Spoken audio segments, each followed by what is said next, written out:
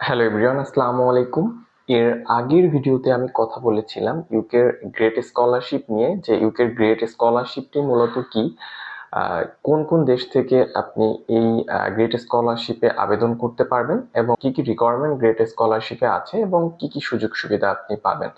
আজকের ভিডিওতে আমি কথা বলবো গ্রেট স্কলারশিপে আবেদন পদ্ধতি, আবেদন করার জন্য কি কি ডকুমেন্টস আপনার রেডি রাখতে হবে এবং আপনি কোন ওয়েতে আবেদন করলে আপনি অন্যদের থেকে এগিয়ে থাকবেন।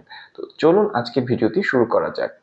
ভিডিওটি শুরু করার আগে বলে নিচ্ছি, যারা আমার চ্যানেলে নতুন তারা অবশ্যই চ্যানেলটি সাবস্ক্রাইব করবেন এবং লাইক, কমেন্ট এবং শেয়ার করে ভিডিওটি অন্যকে দেখার সুযোগ করে দিবেন।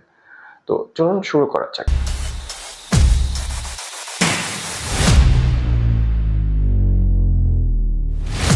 আবেদন করার জন্য আপনাকে কম্পিউটার কিংবা মোবাইল স্ক্রিনে চলে যেতে হবে এবং সেখান থেকে আপনাকে শুরুতে ব্রিটিশ কাউন্সিলের যে ওয়েবসাইটটি রয়েছে ওয়েবসাইটটিতে প্রবেশ করতে হবে এবং ওয়েবসাইটে প্রবেশ করার পর আপনাকে ব্রিটিশ কাউন্সিলের ওয়েবসাইট থেকে আপনি কোন কোন বিশ্ববিদ্যালয়ে অ্যাপ্লিকেশন করতে চান এবং কোন কোন বিশ্ববিদ্যালয়ে গ্রেট স্কলারশিপটির আওতাভুক্ত রয়েছে সেখানে চলে যেতে হবে এবং স্টেপ 3 আপনাকে আপনার পছন্দের বিশ্ববিদ্যালয়ের মাস্টার্স প্রোগ্রামের জন্য আবেদন করতে হবে। এরপরে আপনার স্কলারশিপের জন্য প্রয়োজনীয় যেসব ডকুমেন্টস রয়েছে সেগুলো এখানে সাবমিট করতে হবে এবং আবেদন প্রক্রিয়া যখন আপনার শেষ হবে, আপনার আবেদনটি যখন সাবমিটেড হবে, এরপরে তারা আপনাকে ইন্টারভিউয়ের জন্য একটি ডেট দিবে এবং আপনাকে ইন্টারভিউয়ের জন্য অপেক্ষা করতে হবে। তো এই হচ্ছে আবেদন করার প্রসেস। এবারে আমরা কথা বলবো যে কি কি রিকোয়ার্ড ডকুমেন্টস থাকলে আপনি এই স্কলারশিপের জন্য আবেদন করতে পারবেন। তো প্রথমেই আপনার যে ডকুমেন্টসটা লাগবে সেটি হচ্ছে আপনার একাডেমিক সার্টিফিকেট এবং একাডেমিক ট্রান্সক্রিপ্ট। এরপর প্রয়োজন হবে আপনার একটি ভ্যালিড পাসপোর্ট। এরপরে প্রয়োজন হবে আপনার স্টেটমেন্ট অফ পারপাস বা এসওপি। এরপরে প্রয়োজন হবে আপনার রেকমেন্ডেশন লেটার।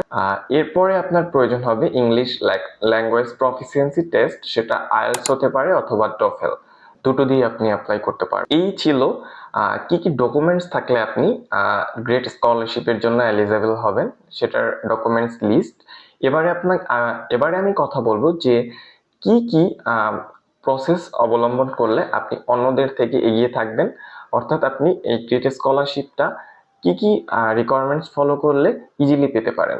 তো এর জন্য প্রথমে আপনার যেটি প্রয়োজন হবে, আপনার স্ট্রং একটা এসওপি লিখতে হবে যাতে আপনি স্টেটমেন্ট অফ পারপাসটা, আপনার মোটিভটা খুব ভালোভাবে তাদের উপস্থাপন করতে পারেন। দ্বিতীয়ত আপনার প্রয়োজন হবে একটি ভালো রেকমেন্ডেশন লেটার এবং তৃতীয়ত যে আমি বিষয়টা নিয়ে কথা বলবো সেটা হচ্ছে কি আপনার পর্যাপ্ত সময় নিয়ে এটি প্রসেস করতে হবে।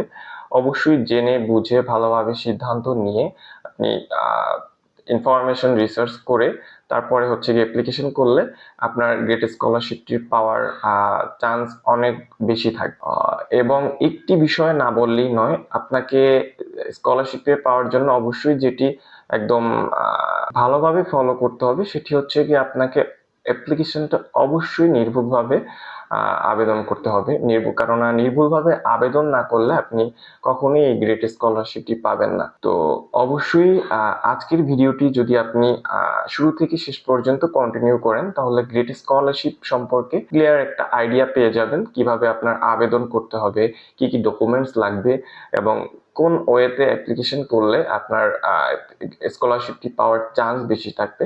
তো আজকের ভিডিওটি ছিল এ পর্যন্তই, দেখা হবে অন্য কোনো ভিডিওতে। সে পর্যন্ত সুস্থ থাকুন এবং গ্রেট স্কলারশিপটি পাওয়ার জন্য আপনি যদি এই স্কলারশিপটিতে আবেদন করতে চান তাহলে কমেন্ট বক্সে জানিয়ে পারেন। আপনি যদি এই স্কলারশিপটিতে আবেদন করতে চান তাহলে কমেন্ট বক্সে জানিয়ে দিবেন। অবশ্যই লাইক, কমেন্ট এবং শেয়ার করবেন। শুভকামনা রইল আপনার স্কলারশিপ জার্নির জন্য। আল্লাহ।